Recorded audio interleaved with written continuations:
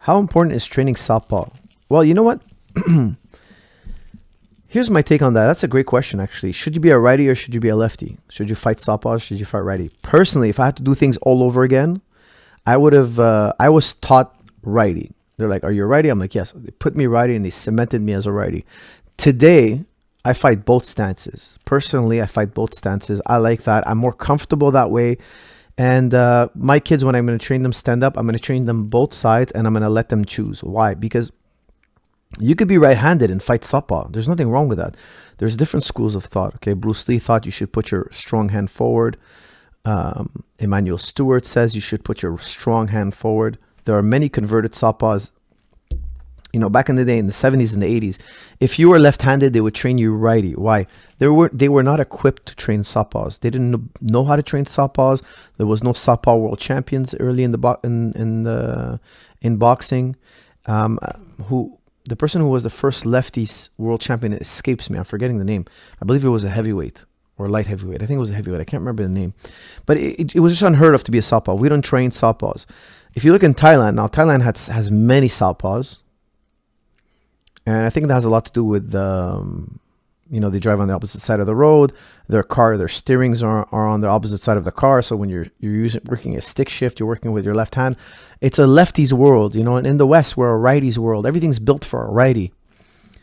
In Asia, it's not the same. In Asia, a lot of the world is built for a lefty. Large parts of Asia is built for a lefty. So you have a lot more southpaws in Thai boxing and a lot more southpaw champions. I wouldn't say they're 50-50 southpaw righty, but it's pretty close.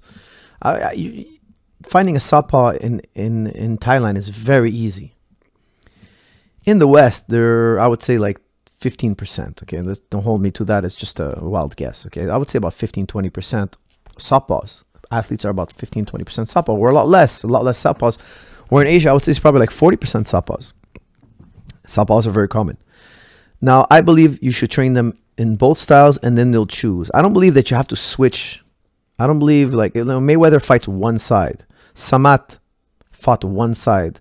Sagat Pichindi, he fought one way. He didn't switch stances during the fight.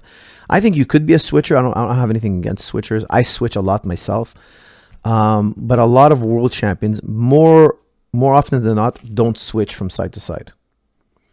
But I think in your youth, when you're learning striking, you should let the fighter decide for himself because there's so many advantages for being a southpaw and there are many disadvantages. And I think you have to find what's right for you. After you sparred many type of fighters, you decide, hey, you know what? I feel that when I stand in this position, it makes more sense for me. And if I had to do it all over again, I would have done 50-50 training lefty and righty, and then I would have decided because I fight quite well from southpaw position. I actually have a lot of success as a southpaw. I would say 70% of my training throughout my career was righty because I was trained to be a righty. This is from Kenneth George. Hey coach, just like how GSP did gymnastics, do you think fencing can help in striking boxing? Yes, I do actually. For those of you who are not aware, Bruce Lee designed his entire jab system around fencing. He studied what fencers do. I like fencing. I don't particularly do fencing myself, but we have these drills that we do at the gym. George loves to do these kind of drills where we kind of fence with markers, like you're trying to tag a guy with a marker. And it's something we do once in a while for fun to break the monotony of training. It's just like a reflex type training. And it's just a fun, cool way to control distance and whatnot. And we do it once in a while. It's not like a main focus of our training. However, it's based on the same idea of fencing, trying to get the distance and range, trying to become very sensitive to distance and range.